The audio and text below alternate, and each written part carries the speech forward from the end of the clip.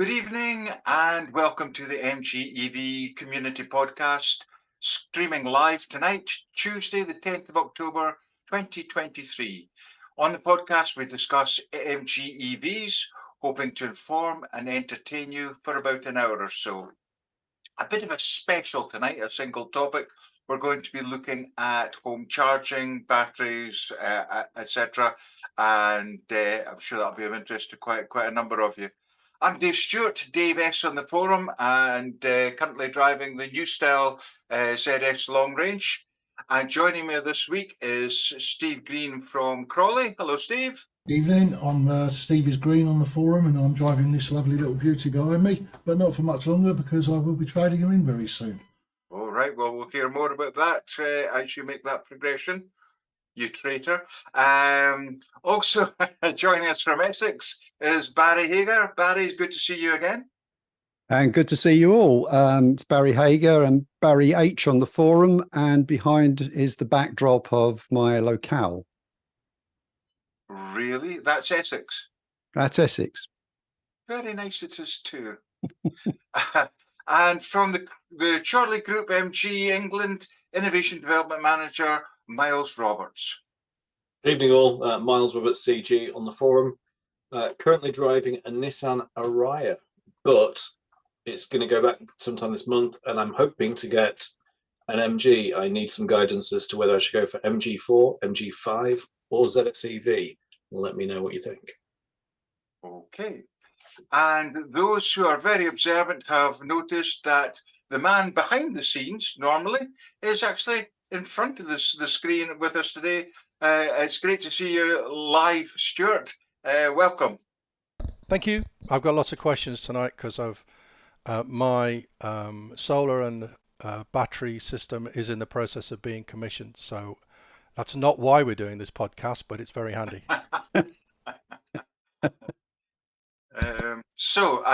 If you're watching live, thank you for joining us, and please click on the like button and join in the discussion in the chat window. And I see quite a few of you are there already, which is always good to see.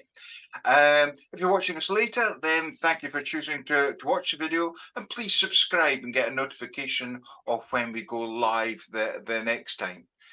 In tonight's podcast, we're discussing how an EV with solar panels and batteries with the right energy tariff can save you money or even earn you money. And as a Scotsman, you know why I'm here. A few thanks, first of all, a few parish notices. We put out a call a couple of weeks ago for some moderators to help Stuart moderate the site.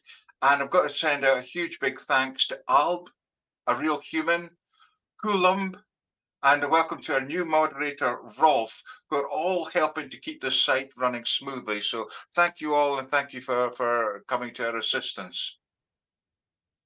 We've now have a dedicated forum for discussing the use of EV plus solar plus battery and choosing the best tariff. So head over there to ask any questions and share your experiences. And I'm sure that forum will grow like Topsy in the way that the MG forum has done as well. So just before we kick off on solar and batteries, etc., a wee personal note. We've had a lot of rain in Scotland, quite a lot of rain, and my heart goes out to anybody who's in Stirlingshire, Perthshire, or some of the South Highlands. I personally drove from Edinburgh to Inverness via Blairgowrie and had a horrendous time. And it was one of those strange moments where I was thinking, as I drove through a very, very deep piece of flooding, is this a good thing in an electric car, or is this a bad thing in an electric car? And I was trying to remember, we mentioned it on the podcast some time ago, but I hope you're all safe, well, dry. EVs seem to do rather well. I think, Steve, you were saying that there's somewhere down in England that folk actually test it out, how to drive through I can't remember the name of the Ford. I'm sure somebody will. Oh, Rufford Ford? Sorry? Rufford Ford. One, yeah, the big YouTube. Loads of YouTube videos on it. They've closed it down now. Oh, well, come to Scotland. We've got plenty. So, this is where I've got to badge myself again as a complete and utter novice. And my role tonight will be asking stupid questions, because although 9-10 years ago I did install solar panels, and I do enjoy producing energy and charging up my car with energy during the day. And Barry and I have discussed this on podcast previously. I chickened out of going down the battery way, because at my age I thought, will I actually ever recoup the outlay? So I'm really interested to see how it's progressed in the last few years, because I know there's been some fantastic progression. I see in some of the threads on the forum, there's some folk with, oh, but what if, and does it overheat at night, and etc. So these are all things I think we should really get to the bottom of. So I'm going to surprise everybody and say I'm not going to take the A on this. I'm going to look to Miles probably to kick off, or Barry, whichever one. By the surprised look in Miles' face, I think I'll kick off with Barry. Barry, what have you installed? What have you got running? And how smug are you about it? Well, I used to have 16 panels, 4 kilowatts of solar panel back in 2011 on the old payment scheme, which was called feed-in tariff, or FIT. And I moved home about 5 years ago, and the panels had just broken even and paid for themselves in about 5 years under that scheme. But since then, the payment scheme for export has changed completely. And really, when I looked at it again, having moved house, it made sense to me to look at it in terms of my self-consumption of the electricity that I was generating. So you have to do a little bit of a calculation to get to what's the right size of system. It's not always just how big is your roof, which the salesman from the solar company will try to sell you. So I came to a decision that what I needed was 12 panels, because the panels are much more powerful than they used to be. My old panels were 250 watts, so you needed 4 of them to get 1 kilowatt. And now the ones I have are 415. So 2 panels produces nearly as much power as 4 of the old ones. So I've now got 12 panels, 6 facing the rising sun in the morning. And the picture behind is the kind of direction that the panels are facing. And so that's that picture up there. And the other ones face south, and the other 6 panels face south and pick up the midday sun. But it's a bit of a misnomer about which direction the panel's facing, because quite honestly, because you can see what power's coming from what panels, even at sunset, the panels facing east are still producing power. So I've got effectively 5.8 kilowatts peak. Now, because they're not all facing the same direction, they never produce 5.8 kilowatts maximum.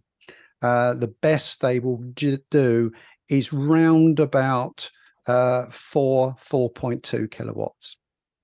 Then I've got an inverter, and the inverter's job is to turn the electricity from the solar panels, which is DC, just like comes out of a AA battery, and turns it into AC, which will light the lights in your house, run your cooker, boil your kettle, do all the things that you want to do with it. So the panels are fed into the inverter, and that produces the AC, which will run your house.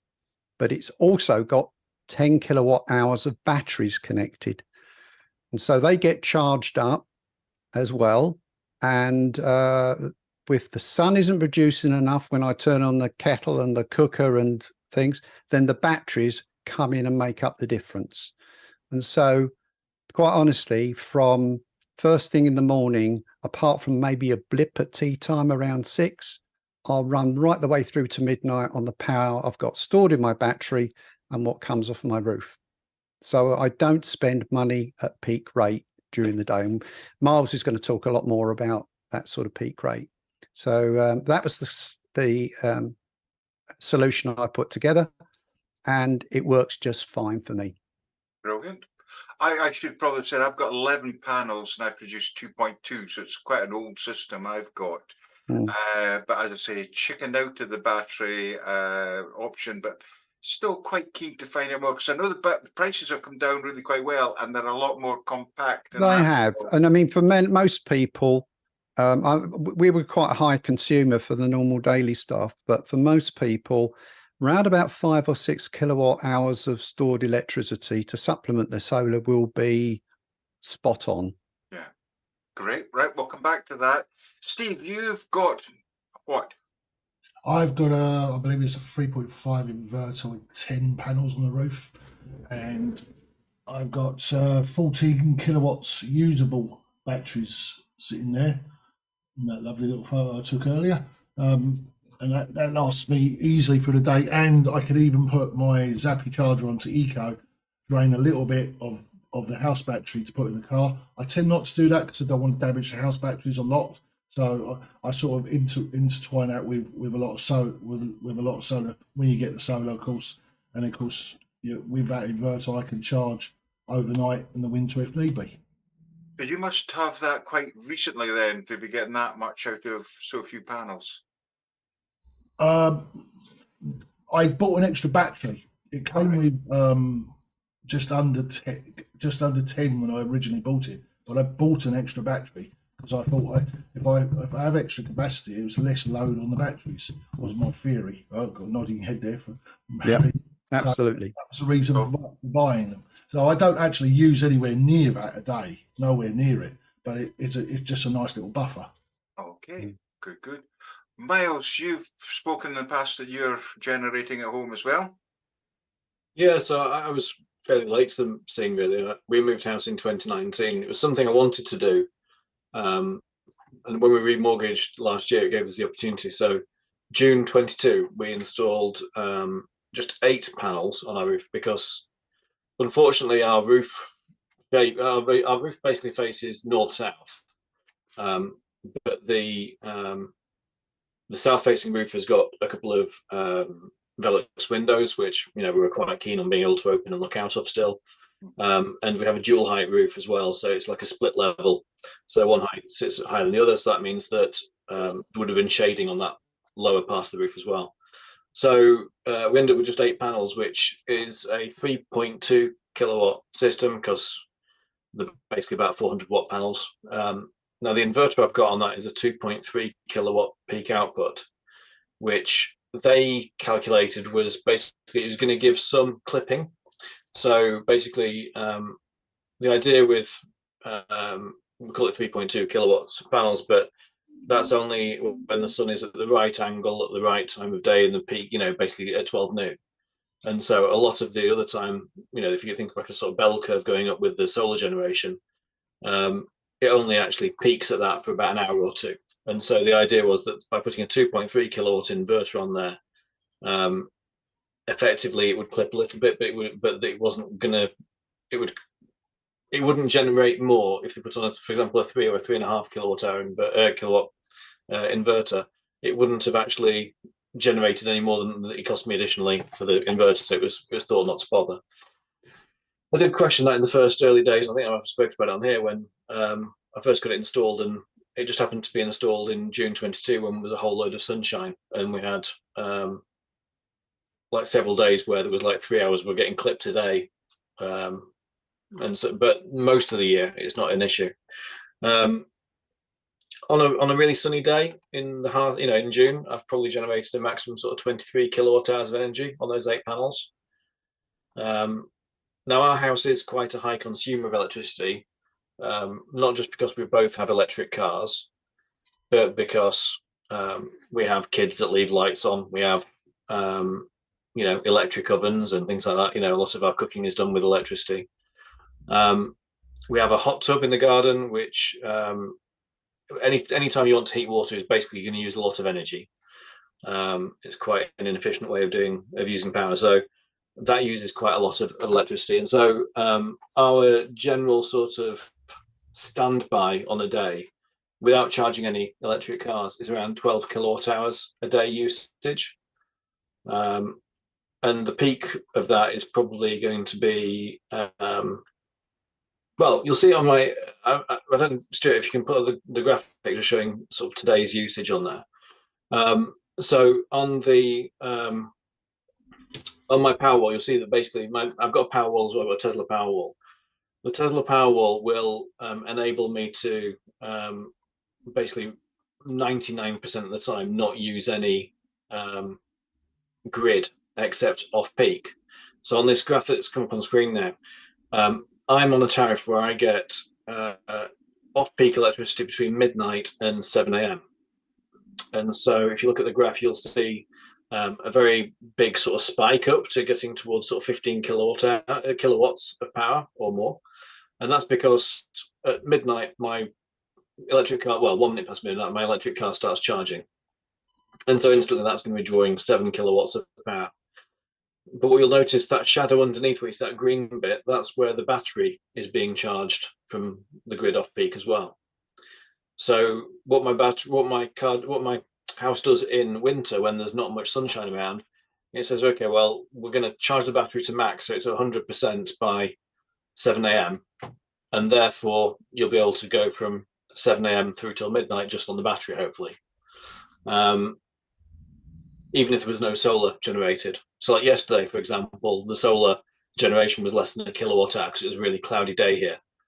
And so effectively it was just running off the battery through the day. My battery actually ran out, I think, about 11 p.m. yet last night. But fortunately we were going to bed, so there wasn't much energy usage at that time. But these peaks you can see, just to go from the left to right. So obviously we've got at midnight it all ramps up, and then you'll see the little tiny spike. That's probably the dishwasher coming on.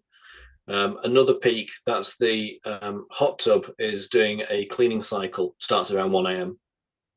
So it cleans all the filters inside, and it also starts to heat itself up a bit. And then my wife's car was on charge last night. It was already sort of 80% charged, so that finished charging by about 3 a.m. And then the sort of 5 kilowatts you see draw beyond that was the battery still charging. There's another peak at around 3 a.m., which was, again, something to do with the hot tub, I think. And then again at 4 a.m., the hot tub heating itself up again.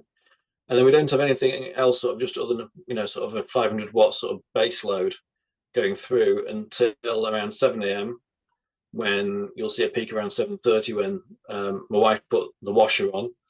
And then around 8 a.m., she put the kettle on. And then at 9 a.m., she did a second load of washing. And then about 9:30, 10 a.m., there's another kettle was boiled. And then again, at 11, 12, there's maybe a microwave or something like that has been put on. So there's these little blips, these little spikes. Oh, actually, 11 o'clock was me making a cup of coffee. So these blips and spikes of our usage throughout the day. Now, where it turns yellow, so where you see the peaks in green, that's where it was running off battery. Where you see it in yellow, that's where it was running off solar. And if there was any spare power, the spare power from solar was going to the battery as well. And then we'll see a big spike around 12 p.m. to 1 p.m. I guess that was some sort of cooking was being done. I think my wife was doing some baking. And then it drops down again from 1 o'clock till 4 o'clock. And then 4 o'clock, again, she started to do some preparation for tea and various other things. And so that's why there's a spike of power there. So these peaks and troughs throughout the day, you'll notice that the yellow shadow behind never gets high enough to cover all of that usage. And it only is only for a few hours, because obviously we're getting to autumn now, and the sun comes up around 8:30 and it goes by 6. And with my south facing 8 panels, it's only generated today, I think, 7.5 kilowatt hours. So the battery is the lifesaver really for me, because I can't have a big solar system on my property. The battery is what manages to make me work off peak. So at the current, if I should currently check my dashboard, I think I've got about 44% of my battery left. My house is currently using 400 watts. So that's obviously me on this computer with the lights on downstairs, my family watching TV downstairs. So that's 400 watts is being used for that. But those peaks you'll see, that's typically the hot tub, which is quite a big power consumer. It draws like 3.6 kilowatts just for the heater when it's warming the water, which you sort of see it does every few hours. So the battery is a get out of jail free card for me. Really. It means that I don't really use any power except off peak. So my average electricity usage, let's say my off peak cost me 9.5 pence per kilowatt hour. My average electricity cost over the whole thing is probably, over the whole month, is probably 10 pence per kilowatt hour average, because I only use a very, very small amount of peak rate electricity. Now, in terms of charging electric cars and everything like that, my total household usage is much, much higher than the average. The average 4-bed house will probably use 4,000 kilowatt hours a year. I'm currently on about sort of 12 to 14,000 kilowatt hours a year, because I've got 2 electric cars and they use so much more power than actually running a house. Miles, can I ask you about? Let's just. I'm going to bring that back up. So at night when you're on a cheaper tariff, Yes. You're drawing from the grid to charge your battery. That's the green area Right. below the zero, because you're charging your battery there. And at the Yeah. same time, you're charging one car or 2 cars. Just one car, which is your sort of 7 kilowatts you'll see on the, or 7.5 you can see on the peak there. Yeah. The other peaks above that are, the little peak will be the dishwasher, and then that larger peak will be the heater on the hot tub.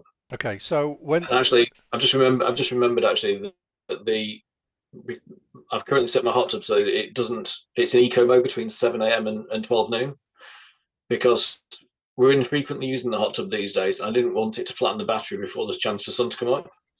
So that big block you see at 12 noon is probably just the hot tub itself. So around sort of 3.6 kilowatts. That's what the majority of that bulk will be during the day there in the middle. So that time between midnight and about 3 a.m. you're charging a car, you're charging a battery, you've got your hot tub and your dishwasher on. What's the maximum load that you're taking from? So that grey shadow you can see behind is effectively how much has been taken from the grid. And so you can see that it's peaking at around 15.7 kilowatts in this instance. Okay. So you have a single phase supply, right? I do, yeah. I've got a single phase supply and I've got an 80 amp fuse. So 80 amps multiplied by 240 volts, because that's what my voltage is at home, is 19.2 kilowatts. So I'm getting, I suppose if it's 90, what am I, 15.7, 19.2. So I'm using about 82% of my possible. Now, if I was to, that's with the battery charging full whack, obviously in my wife's Volvo, which does charge at sort of 7.2 kilowatts, being the majority, but then there's another 3 for the hot tub. Now, if I was wanting to charge another car and say, for example, a 3-pin plug or something at the same time, that obviously would put me very close to my 80 amp limit. But as we saw in the chat today, I saw that there's a comment from one of our users, FOKMG, who said that, you know, potentially the incoming supply can get quite hot if you're charging a lot of stuff all at once. Because if you're getting up to, he said that he's got a double Tesla Powerwall, so he can charge it, both of them at 5 kilowatts per hour. So that's 10 kilowatts of power just for those. Then if he's got his car charging at the same time, that's another 7.2. So now up to 17.2 kilowatts. And then if he's got dishwasher and other things, then that's up to, potentially can drift up towards 20 kilowatts. Well, 20 kilowatts is sort of 82 amps, 83 amps, like that. So it's a very high, as a continuous load for a couple of hours. He says that his main feed cables going in and out of the meter get around 60 degrees. So yeah, he measured that to give that he's got that. I presume he's measured that to be able to say right. What that is that, yeah. So I think if it's getting that sort of hot, that's not ideal. But also that's one of the I suppose benefits of a longer off-peak window like I have, is that if that was an issue, I would be able to, for example, set it so that my car charges first, then my house battery, or vice versa, and sort of stagger the timings of it so it wasn't always trying to do it all at 1 minute past midnight. But yeah, there's no point Like it says, there's no point risking a fire to save a few pennies in the pound, which is very, very true. I've monitored my system. The most I've ever pulled, I think, was 18 kilowatts for a half an hour maximum. So I'm not pulling it constantly at that sort of level. But 15 to 16 is probably where I am most nights. Yeah, so just monitor it, and obviously if you make sure that your install's been done correctly and that your cables are correctly rated, because you don't want to obviously risk any electrical fires and things. But yeah, I've had mine checked. I was sorry, Dave. No, I was just saying, what is that a significant threat, really, or is it something? I mean, if cables are getting to 60 degrees, I can imagine that's not ideal. No.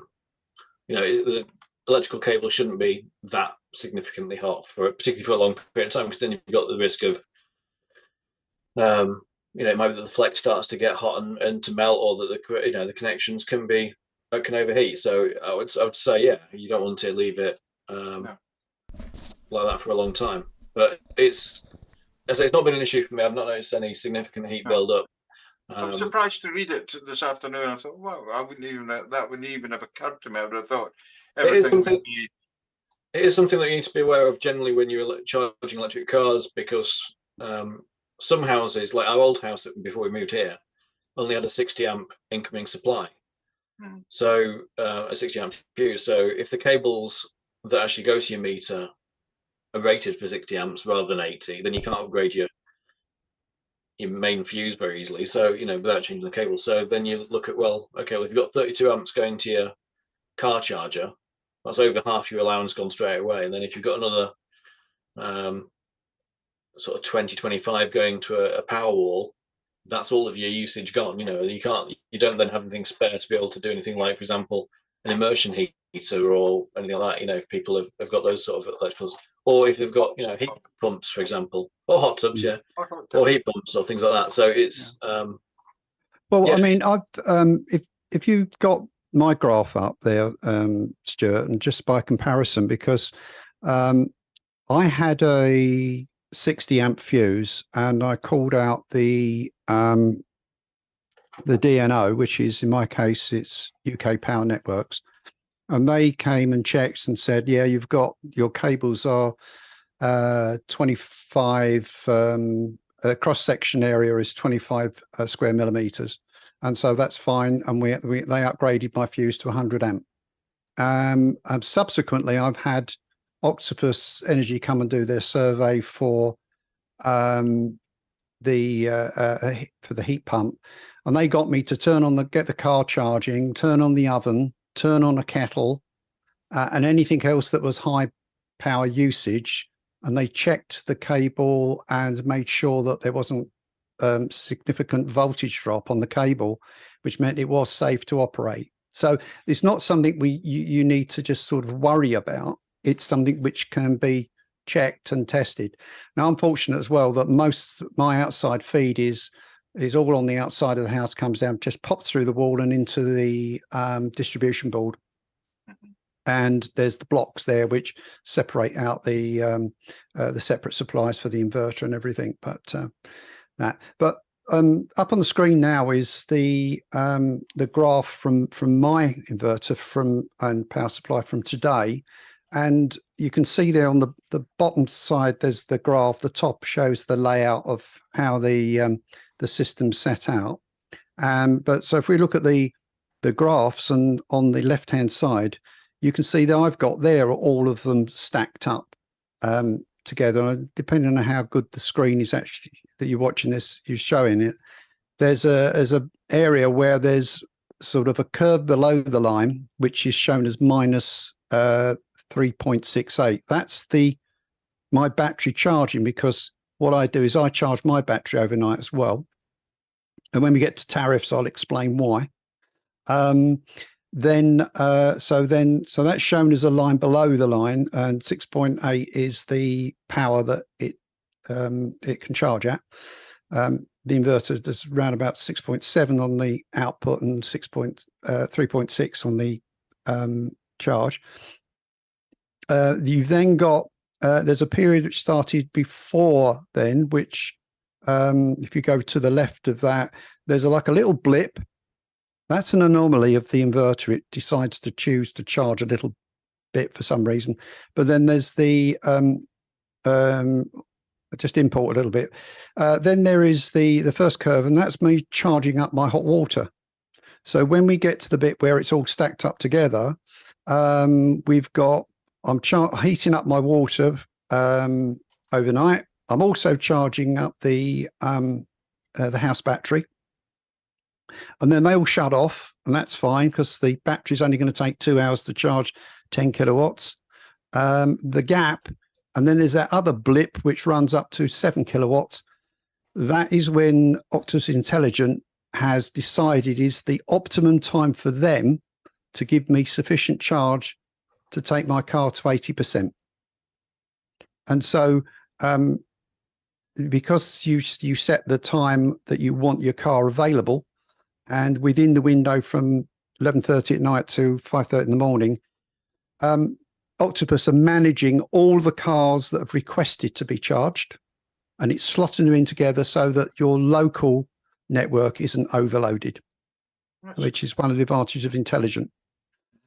Sometimes I'll have 4 or 5 different charge periods for the car over that in that window where it's topping it up. Sometimes it will charge it at the full rate at 7. Sometimes it will do it at 3 kilowatts because it's balancing the load through to there.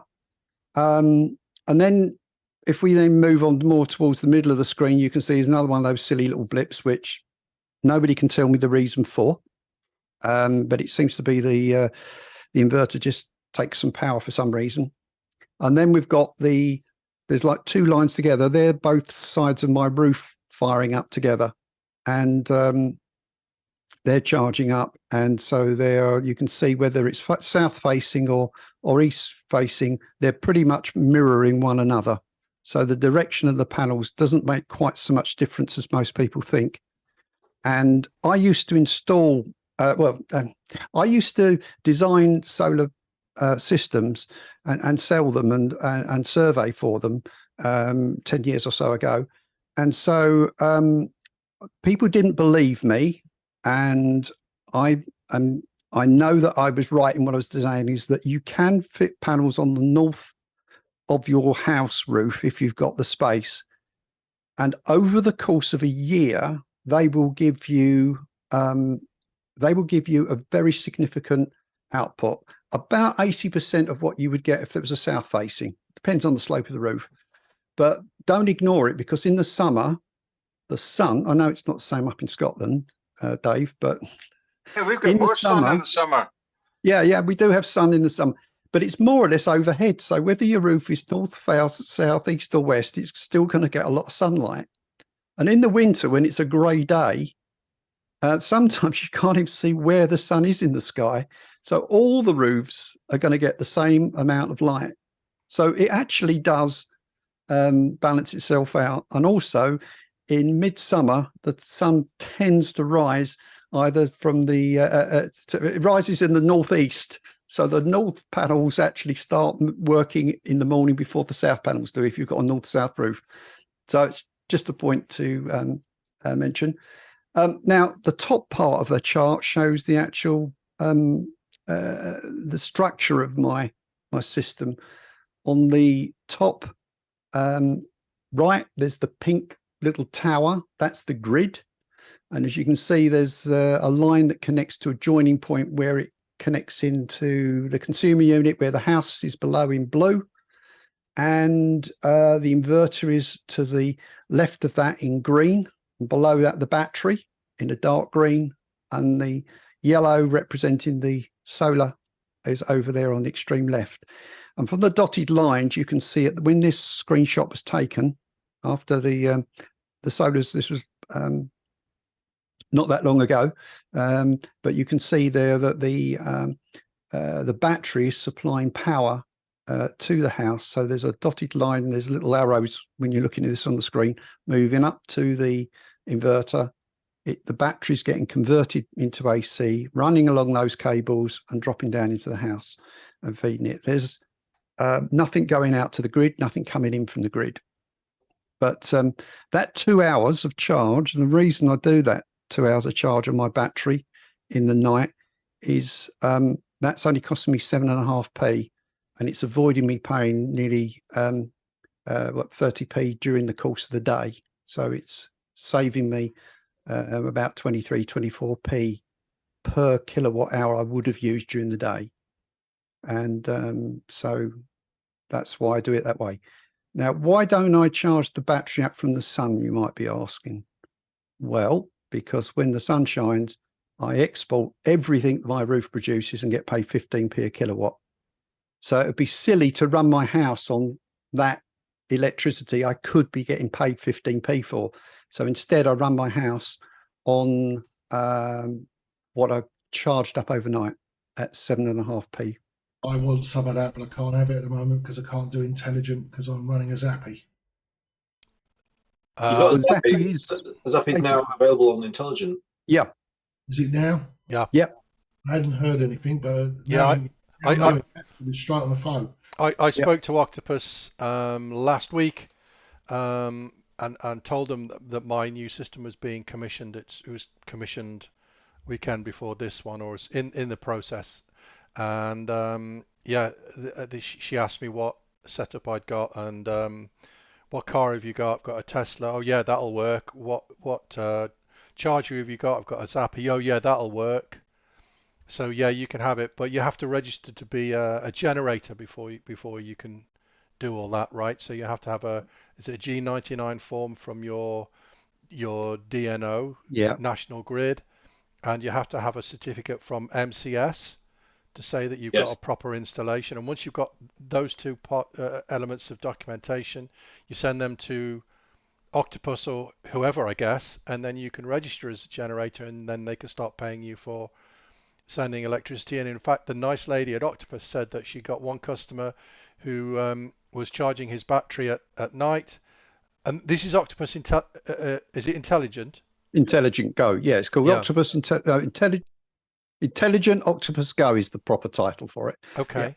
Yeah. And he'd made £150 in 1 month. Yeah. So this Barry, is not just about. Sorry, Dave. Go on. Barry, you're actually making money off Yes. of charging up your battery and exporting. As a Scotsman, I take my hat off to you. Before we go on to tariffs, can we just, clarify for the viewers the difference between I presume you've got a single battery and an inverter, Barry, and I know the Tesla Powerwall and an inverter are different. I have a hybrid.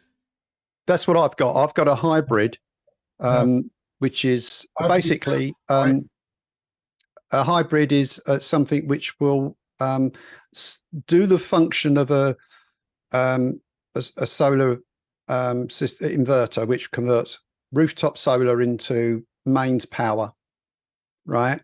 And then a hybrid does that, and it also charges a battery, and then so it can choose to take power from the battery or from the roof. Now, I have to be very careful with my system. Yeah. Now, what I've done is within the setup of it, and I can see at the background, you've got pylon batteries. Pylon batteries, yeah. Yeah. So, and is that a Solix? A Solis. Solis. Yep. It's a Solis, right? Okay. So within the setup for that, you should be able to do something like telling it what priority you want it to do. Now, I was working on, I've got a Fox system, and I'd set up in Fox's. The Fox system is not very flexible. I mean, I didn't realize this as much as that when I bought it, right? So I should have got Give Energy, which it makes it's a dream on Give Energy. If you've got Give Energy, it's very easy to set all this up. But I can only set 2 different time periods during the day, but doing different things. And I can also then globally set whether I am, it's what it's called is it's work scheme. And I set it to, at the moment, to be feed-in is the priority. So the battery, the solar will only feed out to the grid, and and run the house. You don't have Will a problem not charge the battery. charging your battery at night. But I have a problem where if I charge my car at night, it will empty my house battery Yeah. immediately. So I have to turn my house battery off at night. Right. Well, I have a Charging setting. the car. Yeah. What I can do is I can set it to false charge. So you force it to charge. Yeah. And I set that period for the whole period that Octopus is set, right? So what it does is that when it's in false charge, it won't discharge the battery. Yeah. When you're charging the house battery overnight on my one, it's fine with the car as well. It won't steal from the house battery. But if you're only doing the car, it will drain out the house battery completely. So Right. I physically have to turn my house battery off during the summer months when I'm not charging. Well, when I get onto Intelligent Octopus Go, I won't have to do that. well, it's only if Octopus Intelligent is able to control whether or not your battery and how your inverter is feeding the car or the battery. Because basically, what it will do, I mean, what I can do on mine, I can limit the number of how many amps of which it's going to charge as well. But with what you're describing is that because the battery is online and able to discharge and meet the requirements of the house, and the car is seen as just something else plugged into the house supply, right? Am I right on that? That's right. Yeah. So if what you need to be able to do is to take the battery offline, not with you physically switching it off, but with it being programmed to do that. So I've programmed it so at the same time window that my car is I allow Octopus to charge my car. In that same time window, I prevent my battery from supplying any power to the house or anything. It can only charge during that time from the grid. Yeah, I think there is something in my systems that will do that. I will have to. That's the strategy you want to look at. You know, if you're on Go and it's running between 12:30 and 4:30, then during that window, you need to set it so that your hybrid battery hybrid system is only able to charge and not able to discharge. So you basically turning off the discharge function. And during that period, you've got cheap rate electricity, so you run your house on the cheap rate. So your washing machine and dishwasher and whatever you do runs at that cheap rate anyway. Sorry, one more thing before we go on to tariffs. Just looking in the chat, James Fairhurst, who's a local lad from me, just down the road in Horsham, he wants to know if there are any tariffs or subsidies going on with solar. And I can tell you the answer is no. Not to have it installed, no. But I mean, the subsidy is that, and there are people out there saying there's a scheme and there's a government scheme for this and that, and they're just basically scammers. It's scammers, yeah. Yeah. But you can get paid by the energy company. Different energy companies have different rates. Like Octopus, I was on 4.5p, and they changed me over from the system which is called SEG, which replaced the feed-in tariff, and SEG is 4.5p, and I think that's across most companies do SEG at that rate. But Octopus also have a tariff which is Octopus Outgoing, and that they said that it was only compatible with certain solar tariffs and charging tariffs, and it wasn't available if you had an EV tariff. But then a couple of months ago, they made it available. So I changed the strategy on my charging to suit. Before we get on to talking about tariffs, because I've got a big head, but I don't have a brain to fit it. So I've got lots of questions. And so what you're talking about? Oh well, I have the battery to this, and this, and I get the car to charge at this time.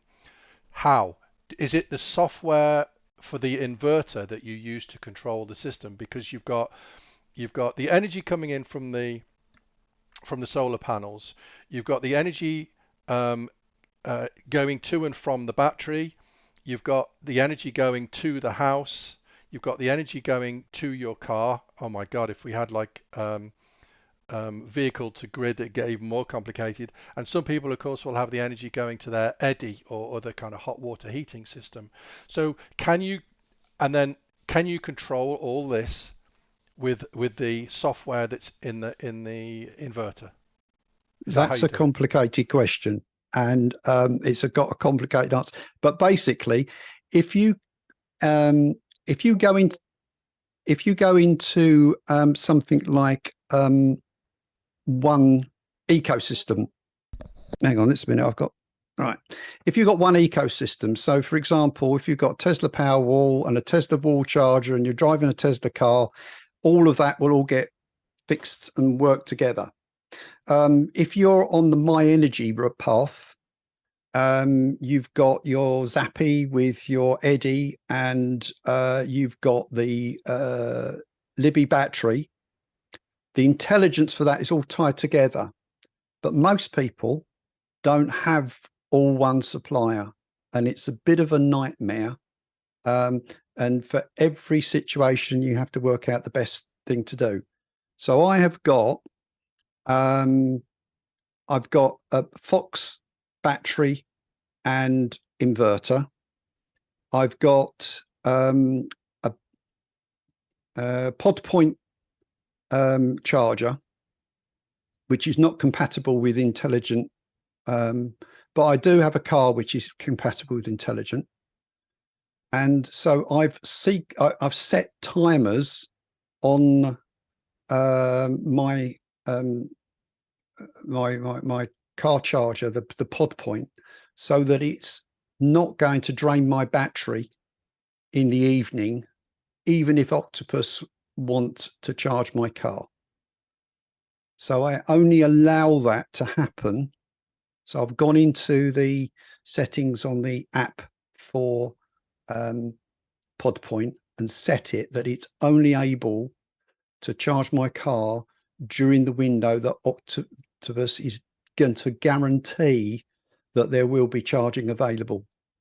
And I've set my house battery in the settings for the inverter, because the inverter controls the battery. I've set that to that the times match. Now, I think, Stuart, you've got a situation as well where you've got a hybrid inverter and you've got a solar inverter, haven't you? So you've got two. Yeah, the 3 kilowatt inverter feeds into the 10 kilowatt hybrid inverter, so that it controls both of them. Oh, right. They're both Fronius, and the battery's a BYD, and it's a Zappy and an Eddy. And Okay. at the moment, the problem that we've got is that I bought one too many Harveys, because the idea was that we'd put a CT clamp around the feed for the batteries so that we could see what's happening with those, but the feed there is DC, and CT clamps don't work with DC. No. So that plan has gone out the window, and right now we're trying to figure out how to get the system to work. Now, there's a guy he's based in Norfolk that does a lot of, it's called EV Puzzle. I don't know if anybody watches him, but he's explored all kinds of battery combinations and things. And he has also got the Zappy and the Eddy, and trying to get the battery system to actually show in his monthly stats. He does a very good monthly video where he breaks down what's been happening with his batteries and his solar, and he's trying to optimize. He's now also got a heat pump as well. So he's a really good guy to go and watch his videos on it, and he explains an awful lot. But he, for I guess about 18 months, I was watching his videos, and he was struggling to get the numbers to tie up between what Zappy was reporting as being going on the system in terms of what was generated and what wasn't, and the actual solar inverter, because he had solar inverters from 3 different companies, and trying to get them all to link up and talk to the same language was really, really difficult. but it's not easy. Never seen so many heads with wheels turning inside them in a podcast ever. Just to say something else, I've got the Tesla Powerwall system, and the benefit of that is basically that the Tesla Powerwall basically does it all for you, because it's got a gateway which controls where the power flows to from everything else, and it's the brain of the unit. And so I basically just tell Tesla what my tariff is. So I say I pay 9.5 pence between midnight and 7 a.m. and the rest of the time I pay 32p, and I get X amount for export, and then it works out what's the most effective, cost-effective way to do it, that it charges my battery, that it runs my house, that it puts the power where it needs to. And so at the moment, I'm in a sort of, I've just switched suppliers. I've just switched from Octopus to Eon. At the moment, my SEG hasn't yet switched over from Octopus to Eon. So I'm only getting paid 4 pence per kilowatt hour for my export, which is why at the moment, if I generate anything through solar, I want it to go straight into my battery, because I don't want it to export it. Once I get switched over and Eon are going to be paying me 16 pence per kilowatt hour, I will be looking to export any solar that I generate, because it's cheaper to charge my battery at 9.5p and then let anything solar go out at 16p than it is to charge, for example, my car at 16p, or charge my battery at 16p of solar, and then it's only saving me 9.5p then. So yeah, profit wise, it's probably better if you can charge up at 9.5p and just export all your solar to the grid. Or if you're in a Tesla Powerwall situation, because you can export from the battery to the grid, which not all systems let you do. I could, in theory, if I got to the end of the day, like 11:30 at night, and I've still got 20% of my battery, I could actually bung a whole load of battery to the grid at that time, and then charge up again at 9.5p at midnight. So it's yes, there are different ways in which you can do this. So sorry, I see that Stuart's put some tariffs on the screen. So yeah, my tariff at the moment, Eon Next Drive fixed. So that's you can see the graph there. So I pay 9.5p for 7 hours, and then at 7 a.m. it shoots up to 32.15 pence peak rate. And once it's all gone through, it'll export at 16.5 pence per kilowatt hour. So effectively, that gap you've got between the off peak and the export is your potential profit you can make by buying in at cheap rate and selling at the grid later on. Or of course, if you've got solar, you can do that. Actually, Stuart, if you look on the chat, on the podcast chat, I've put a graph up showing today's usage just on grid. So just to give you an idea how that peak rate is it that one? I can't see the screen yet. 1 second. No, the last item on the podcast. It was just I did it whilst we were on the chat. So yeah, that was my solar generation today. So I generated 7.6 kilowatt hours of power today. So that's gone into my battery, and that's why my battery is currently sat around sort of 40%. And then you got your generation, and then you got the weather change, the weather stuff. If I put it on the chat whilst we were talking, so it's a little bit, I have to refresh the podcast chat. Sorry to see it. Okay, let me just go away and do that. It was basically just to say that so I charge my car and battery overnight on off peak, and then I'm not using any peak rate electricity for the rest of the day. And yeah, once I've got my output sorted and my smart export guarantee tariff thing that is set to 16.5p, makes most sense for me to export every single kilowatt hour that comes out of my solar, with a provisor. If I'm using a lot of energy during the day, let's say, for example, at the weekend, we did like a load of towels and they ended up going in the tumble dryer to dry them because it was poor weather. The tumble dryer chews through electricity like I eat through biscuits with the coffee. So it was basically, it takes like 3 kilowatts and it's running for over an hour. So it's, 3 kilowatt hours out of the battery is gone in one tumble load. We did 2 tumble loads, it's 6 kilowatt hours. That's almost half my battery gone just on tumble drying.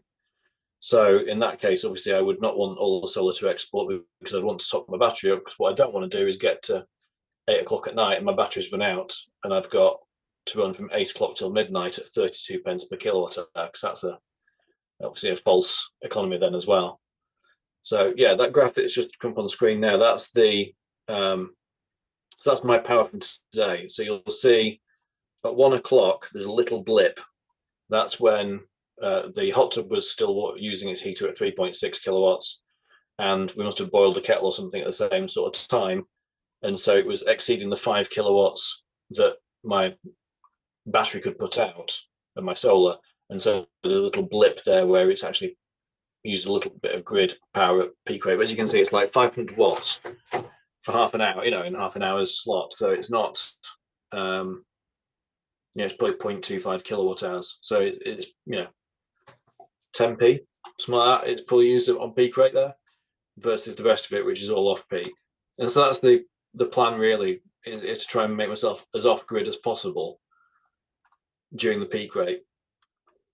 And for me, having a tariff where you've got a long off-peak period works really well, because when you've got a big car battery, like for example, the Araya at the moment's got a 90 kilowatt hour battery. So even in a 7-hour off-peak at 7 kilowatts, that's only 49 kilowatt hours you can actually put into that battery, which is still, not a full charge, but it is obviously enough to do probably a couple of 100 miles. So if your car's not completely flat, it will get full within that period. I was previously on Octopus Go with a 4-hour window, and I found that it was only able to add around sort of 27% of the battery charge in that 4-hour period. And as well, my house obviously was having to run off the battery from 4:30 a.m. onwards, which then meant that it perhaps used a kilowatt hour by the time we got to sort of breakfast time, because of various different background things working. So the longer off peak for me really works financially in that sense. Yes, I'm paying 9 pence per kilowatt hour rather than 9.5 pence per kilowatt hour instead of, say, for example, 9 pence or 7.5 pence, whatever, with Octopus.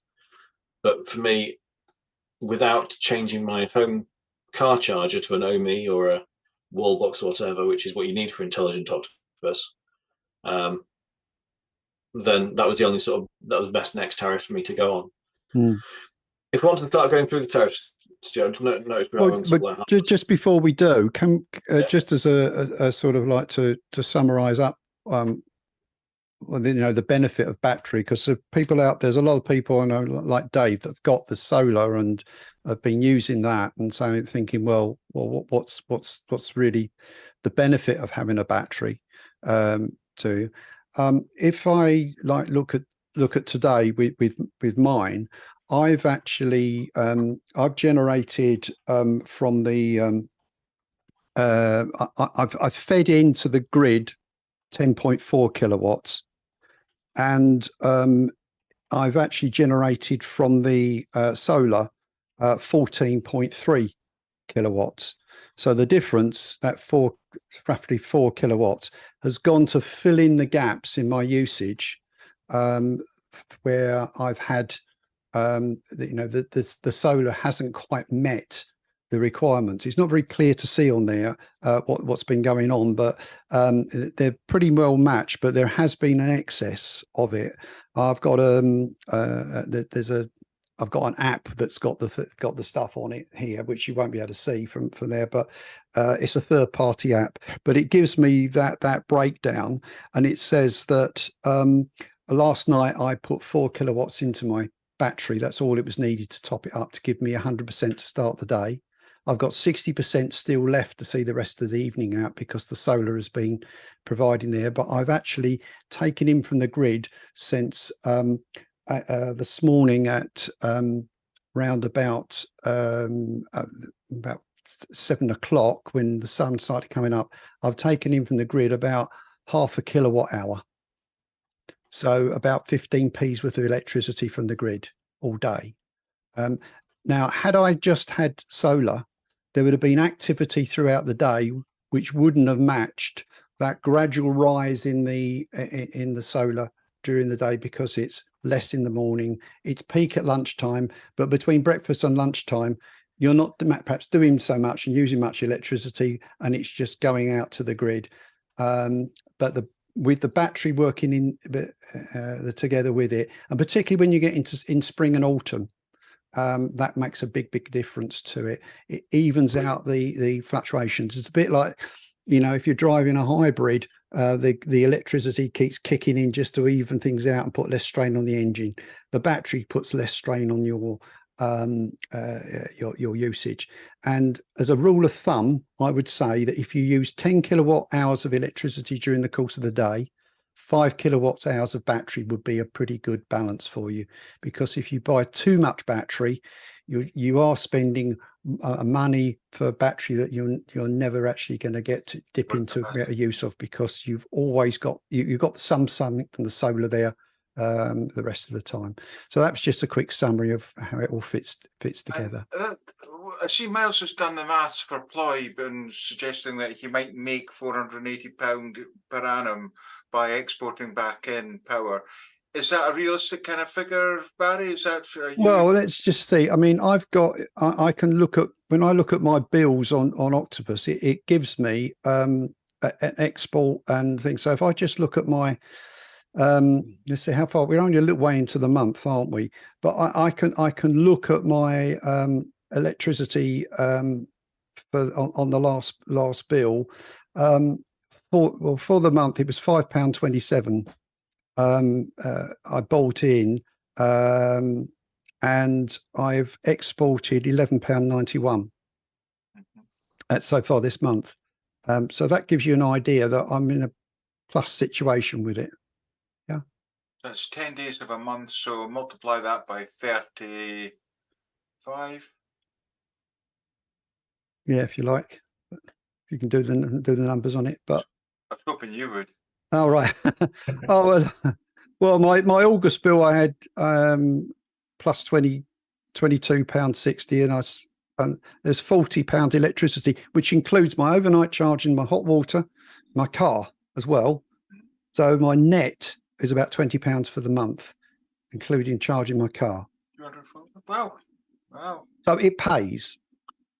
So yeah. Yes, tariffs come into tariffs.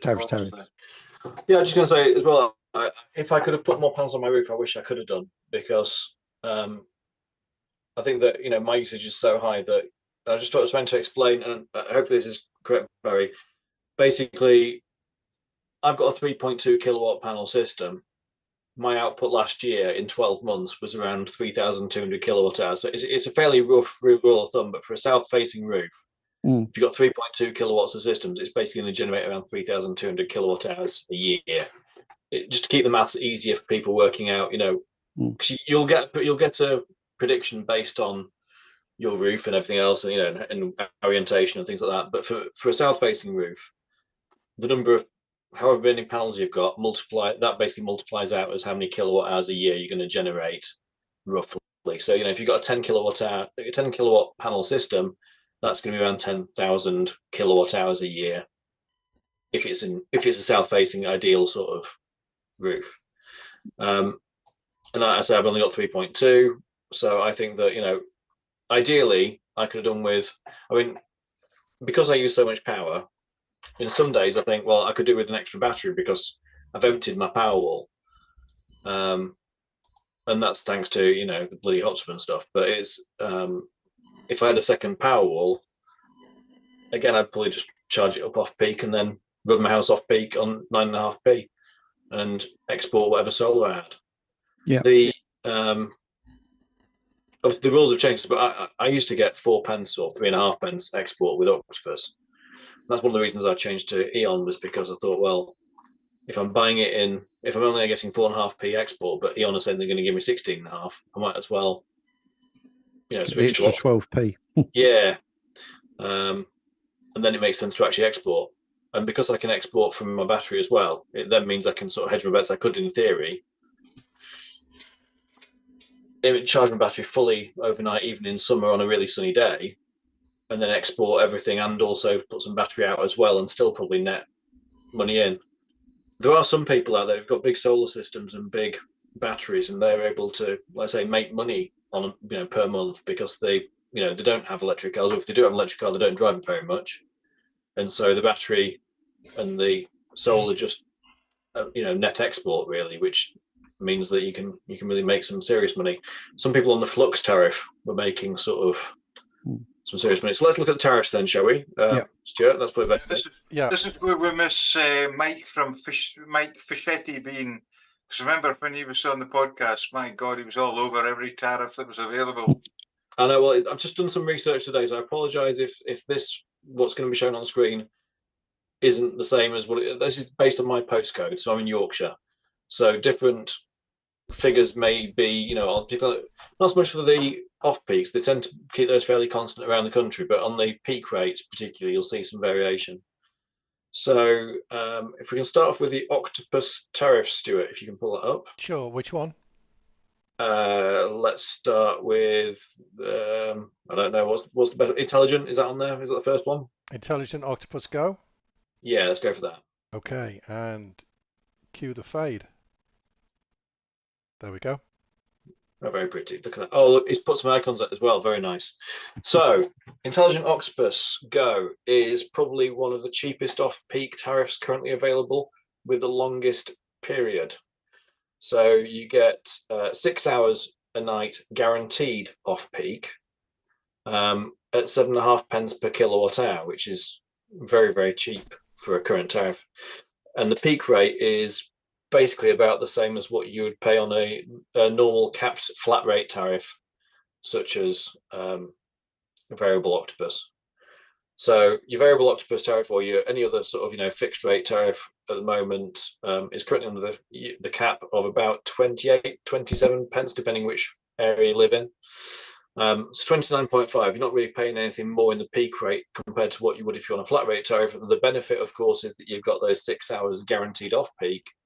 Now, in that 6 hours guaranteed off peak, you can charge your car, you can charge your house, you can charge your battery, you can reuse the electricity for whatever you want. They guarantee you 6 hours between 11:30 and 5:30. But as Barry was saying before, and Barry, this is the tariff you've got, isn't it? Yeah. They control when your car charges. So if you, for example, if my Powerwall, I could start charging my Powerwall at 11:30 at night. It might be finished by 3 a.m. But my electric car might only start charging at 4 to get ready for 5:30 if that's what I've told them, you know, based on what percentage of battery charge my car has got and what charger I've got and everything else. So but also they can give you bonus time. Barry, you're saying that they do, yeah. I mean, I've just looked up on my app now, and it tells me that it's going to do the charging for me between 2:30 and 3 o'clock, and that's all that's necessary to move me up from 76% up to 80%. Because I've been only doing a little bit today. I just been out to the shop, so that little bit it's easily going to be done within that little window. But what will also happen, and I was commenting on the forum to somebody about this earlier today, is that you can have a situation where Octopus will notify you that the off-peak will start this evening at 8:30 in the evening, or it will be from 8:30 till 9. It will be off-peak, and then it will begin at 11 o'clock instead of 11:30, right the way through till 5:30 the following morning. Now, if your car's plugged in and you're an Octopus, it will just pick the charge up and go with that.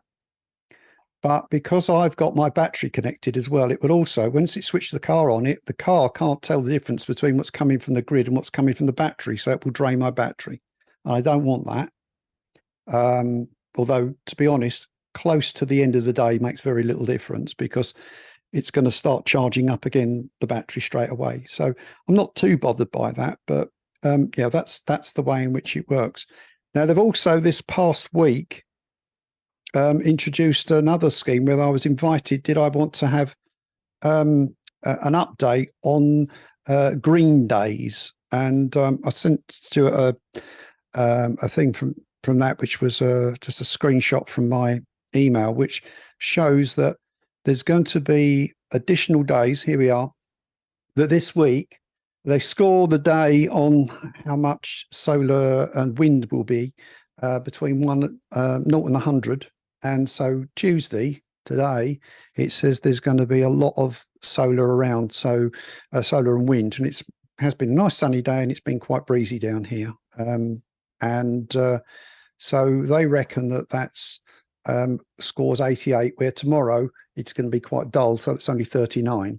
So they're coming up with this scheme to let you know in advance, so that today would be a good day to have my car plugged in, because there may be a extra bonus burst of electricity, and they give you a roll. I've elected to have it twice a week, and so I'll get 5-day forecast twice a week when it's likely. It's not quite sophisticated as Agile, which you'll probably come on to in a moment.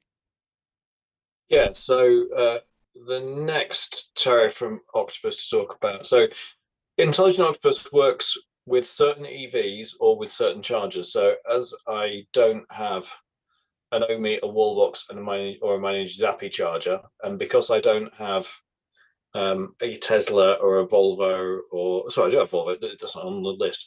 I don't have Tesla, don't have VW, don't have Mercedes, and all the other ones that are compatible.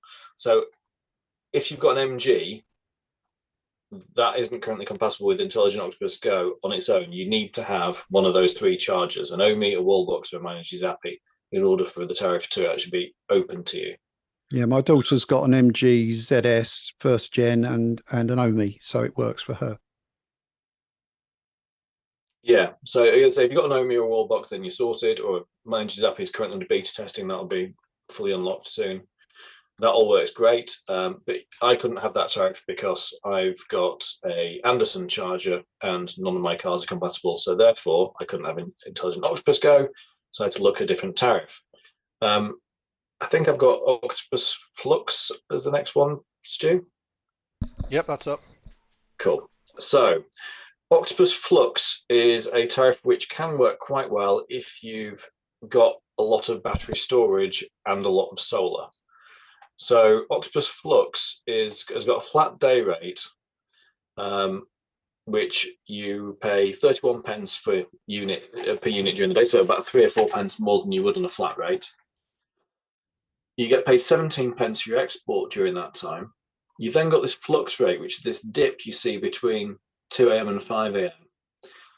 That's where you can import for 16.9 pence, and you can export for 5.5 pence. Well, obviously, not many people are going to be exporting at 2 till 5 in the morning, so that's okay. And then you've got this peak rate between 4 and 7. So obviously, this is trying to balance across the grid what the energy providers are seeing. So they're seeing obviously that there's not as much demand in the middle of the night, so they'd prefer you use more then.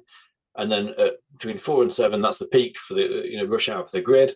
That's the time when they would prefer if you were exporting, and they're going to charge you a premium for that. Now, what it means is that you could, if you've got big batteries, charge your battery at 16.96 pence per kilowatt hour, and then you could export all of that battery at 28 pence at peak rate and a bit of solar, whatever else.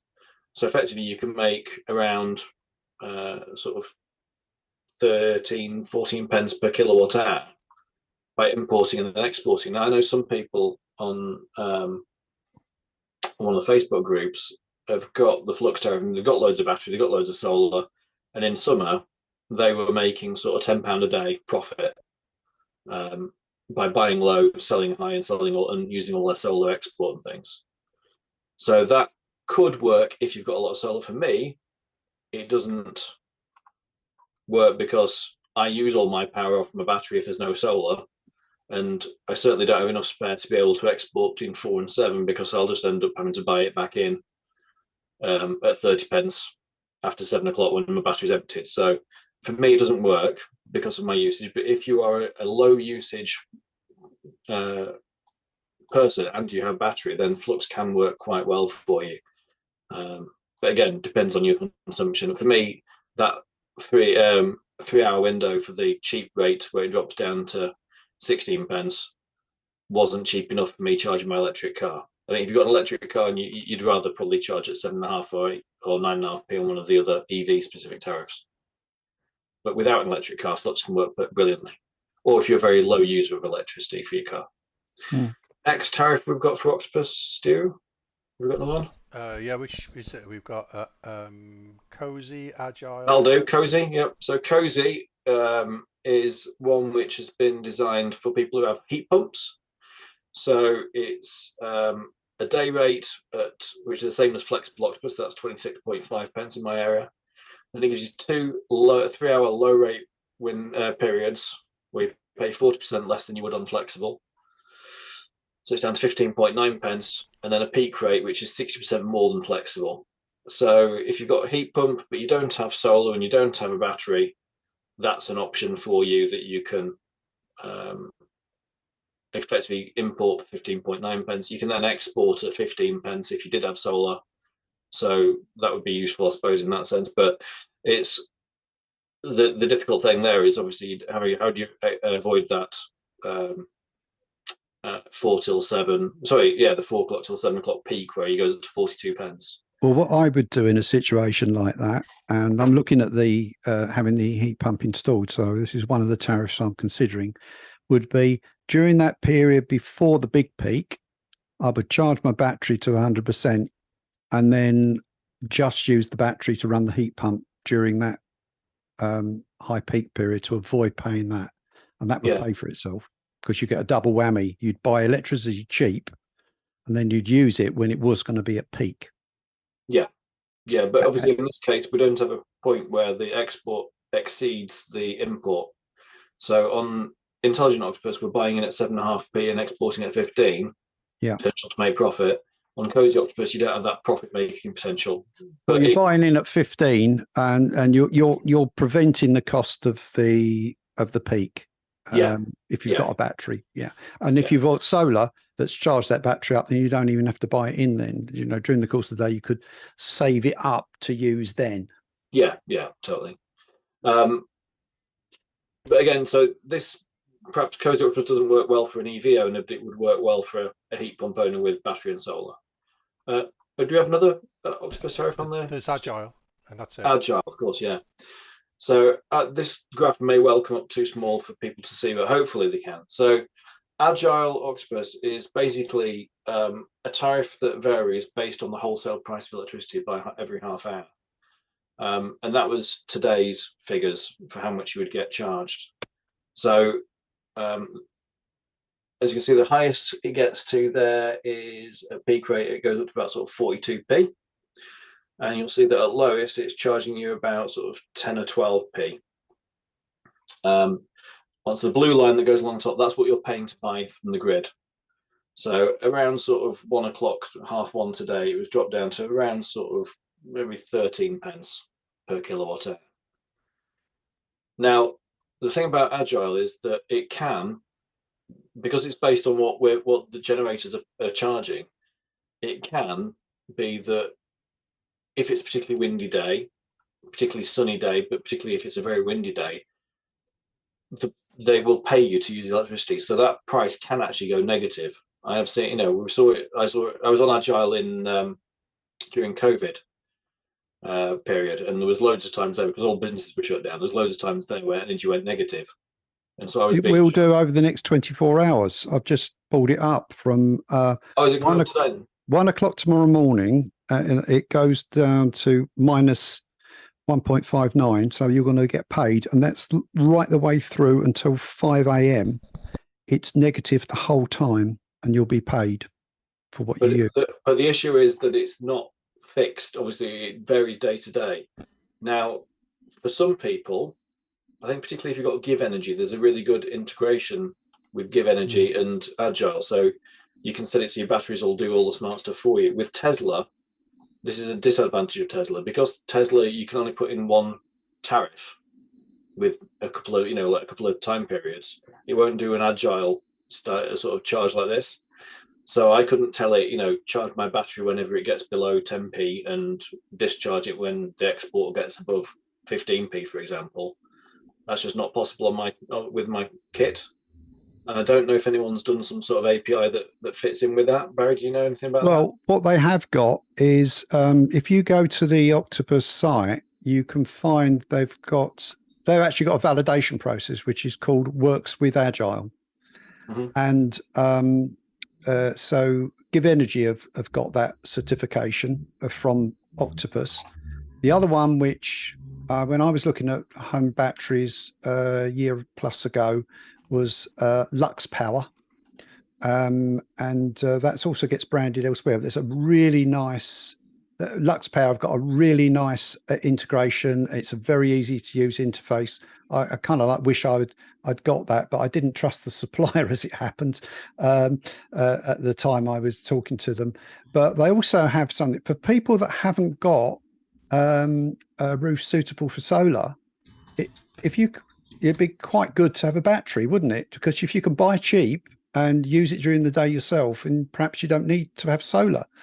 And they do a device which is called the Squirrel, a Lux Power Squirrel, and that is a non-solar panel version. So even if you're living in an apartment, you don't have access to a roof, you're on a ground floor flat, you can still put one of these in and get all these benefits we've been talking about, apart from actually self-generation. And you could use Agile because it's got a very simple thing. Is you say to it, charge my battery up during the best 2 hours over the course of the day. It will find it for you automatically.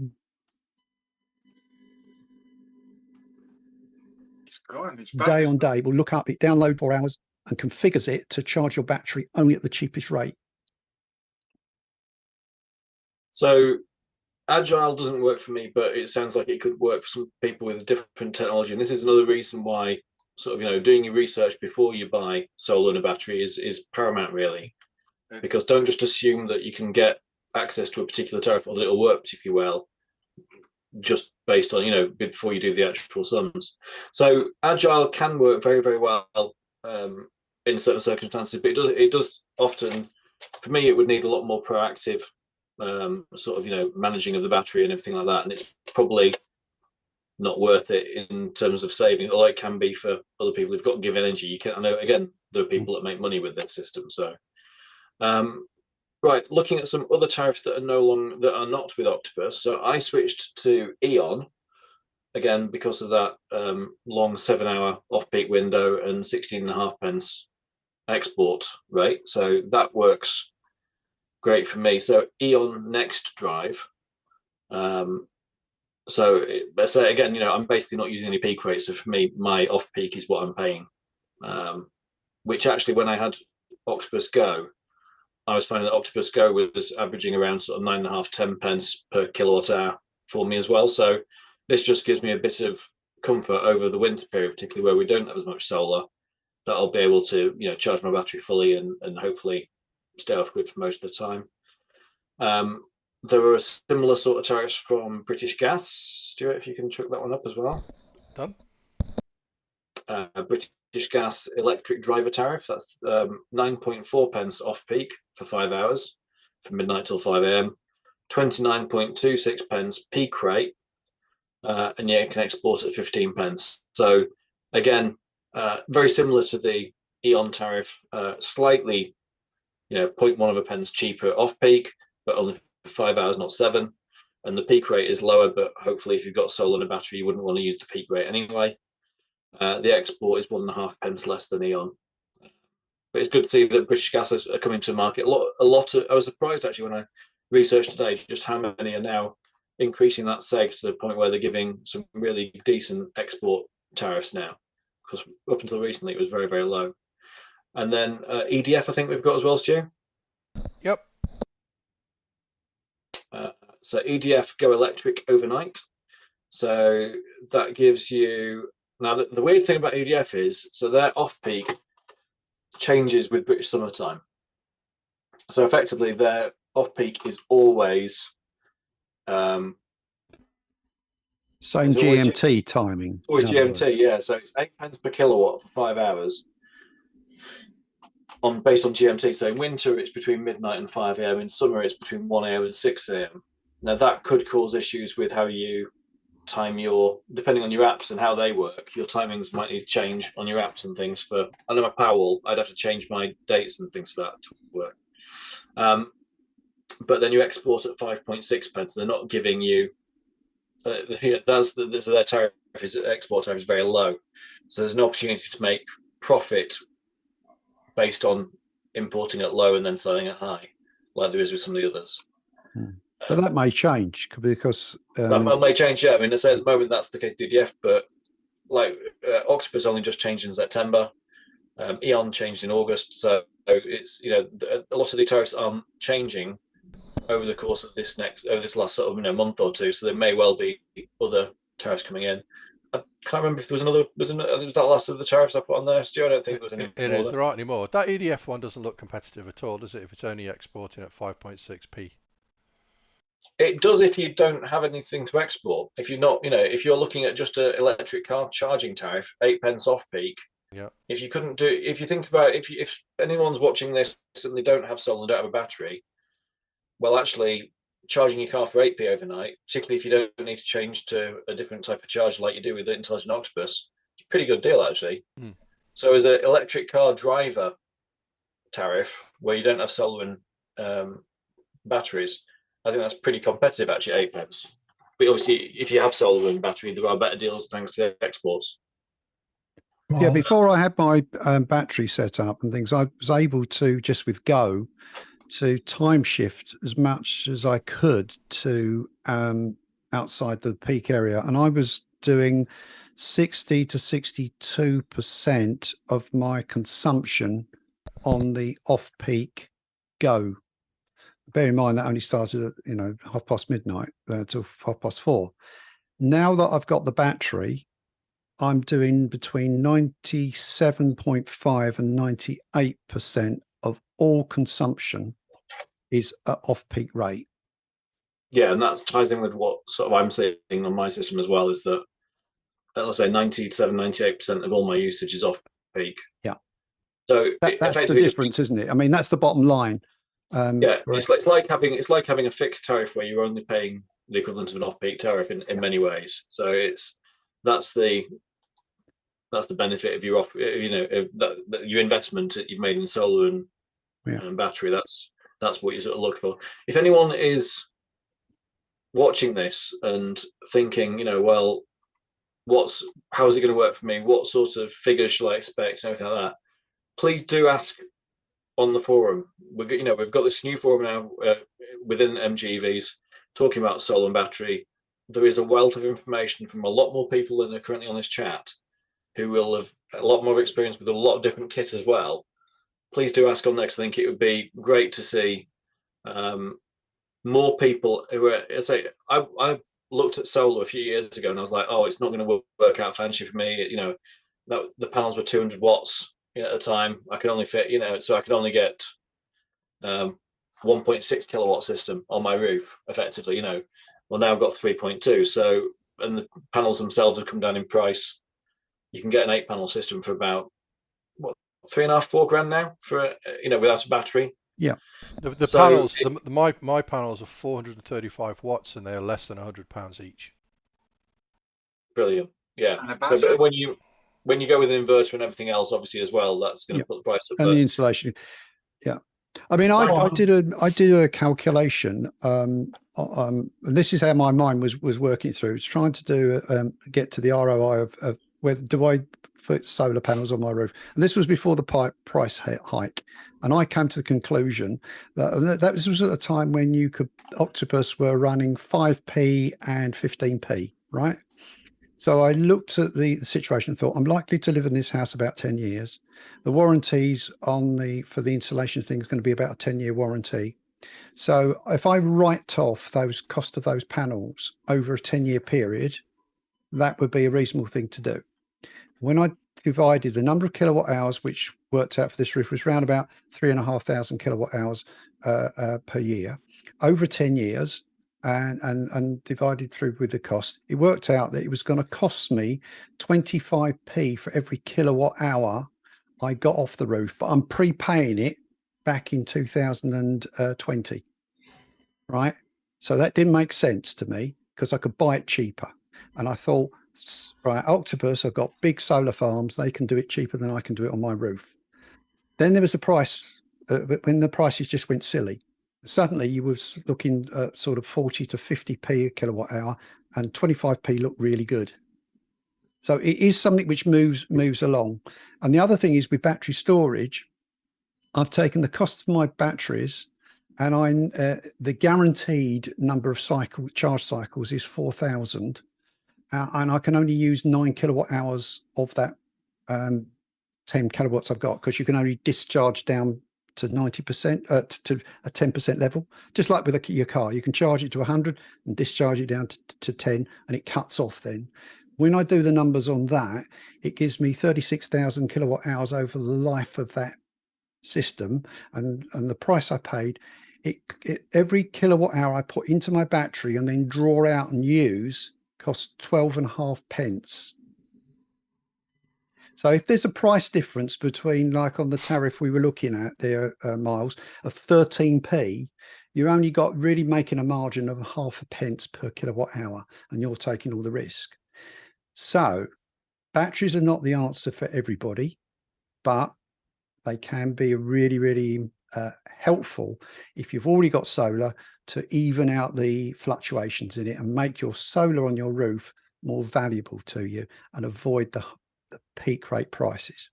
Yeah, that's my big takeaway from the chat tonight, guys. I'm noticing the time is really getting quite late. The big takeaway is it's horses for courses, not one size fits all. You've really got to do your work and look at what you can do. And in fact, I'm listening to you and I was sort of beating myself up thinking I've just got solar panels and I'm charging during the day.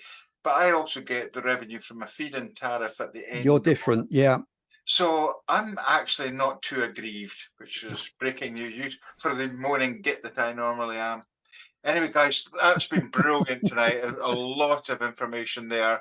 But I think we'll have to wrap it up tonight. So if I can just, I could put out a plea. If there are any MG dealers out there who want to sponsor this forum or connect with the community, please email admin@mgevs.com to discuss the options. And also if there's any electricity suppliers who want to, after tonight's podcast, that would be very appreciated as well. Before we go, we mentioned it before, but there's a lot of interest in the Aura electric cars, the Aura Cat, Aura Funky Cat. So have a look and sign up at our sister site, auraevs.com, and there's a lot of information there. It certainly looks quite a smart number. So that's the MGEV podcast for this week. My thanks go to Steve. Good seeing you again, buddy. Good night, everyone. Barry, lots of good information there. And if you could just run a wee plan for me, I'll join up. Okay. Good night, everyone. Stuart, it's great to see you this side of the screen. Thanks for all your help and well done doing all your wizardry and participating. Thank you, and thanks for coming on, everybody. I know I've got a face for radio, so I'll be absent next time. Thank you. You flatter yourself. And thank you to everybody watching. Miles, thanks very much for all your input. That was brilliant. No, thanks, guys. And I say I don't know as much about solar as other people on here, but I was surprised when I was doing those tariff, look around today to see actually how many new EV tariffs are out there. So if you haven't looked recently, do some research and see if there's a different tariff that you could switch to, because there certainly are some deals out there to be had. Absolutely. Yeah, definitely. So if you've enjoyed the podcast and you found it useful, please click on the like button. Also, if you subscribe and click the notification bell, you'll get notified the next time we go live, which is particularly useful as we tend to be changing the days recently just to see what suits people. We'll be back soon, so please keep us updated. Please check out the new forum for EV, solar and battery. And we're still keen to hear from folk from Australia, New Zealand, the rest of Europe and Asia. And I was thinking Jennifer from New Zealand, she had that her whole house energy was being monitored for a year. I wonder how that finished off. We should get in touch with her. Anyway, thanks everybody. I hope you've enjoyed the podcast and we'll see you next time round. Bye. Good night, everybody. Bye. Good night, everyone.